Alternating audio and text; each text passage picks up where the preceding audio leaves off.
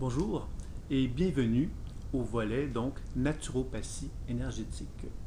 Alors dans ce volet, il me fait plaisir de présenter ce volet-là car ça fait longtemps que j'avais un désir justement d'amener davantage l'aspect naturopathie énergétique justement dans la pratique de l'écoute imaginaire puisque je me suis toujours intéressé justement à l'aspect vibratoire des choses. Et avec la thérapie quantique, la médecine quantique, on a pu donc constater avec l'aide des appareils qu'il était vraiment intéressant de pouvoir justement reconnaître effectivement que tout remède a une certaine vibration, une certaine qualité énergétique et que par les biais de l'écoute imaginaire, on puisse arriver justement non seulement à évaluer la qualité énergétique d'un remède, mais qu'on puisse évaluer aussi également de quelle façon ce remède-là peut avoir un impact sur le corps humain. Donc, je me suis intéressé donc à différents types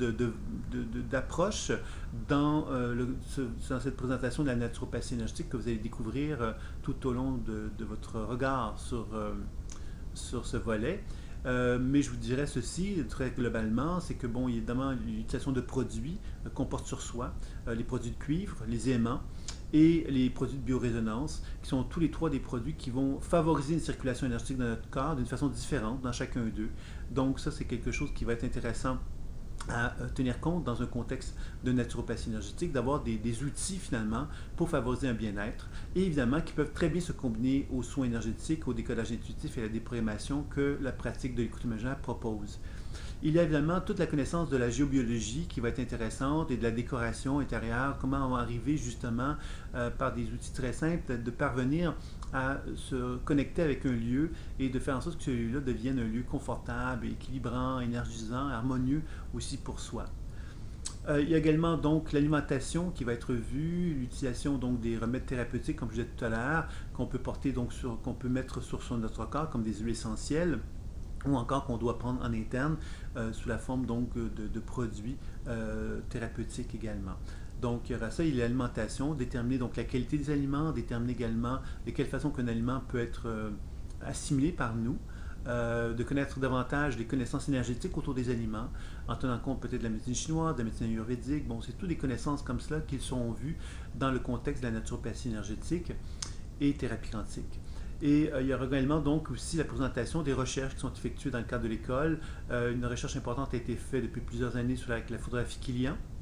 selon la méthode de Peter Mandel, qui est un Allemand, qui a mis en évidence que les méridiens acupuncture pouvaient être photographiés au niveau des méridiens acupuncture, au niveau des orteils de pied et des doigts de main,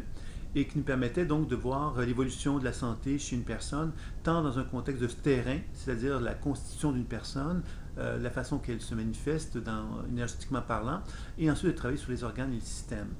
Donc c'est un appareil que j'ai beaucoup utilisé et que j'utilise encore, et également un appareil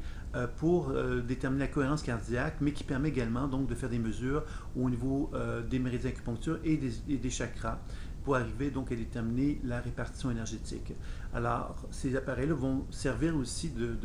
pour essayer de démontrer en quelque part l'intérêt de la pratique de l'écoute imaginaire, mais aussi évidemment des produits et des outils qui sont utilisés dans le contexte de la naturopathie énergétique. L'objectif étant toujours le même, c'est d'arriver à développer un discernement de plus en plus important pour qu'on arrive justement à se sentir de plus en plus en état d'harmonie et de foi envers l'outil intuitif que nous utilisons. Voilà, donc je vous invite à poursuivre votre visite.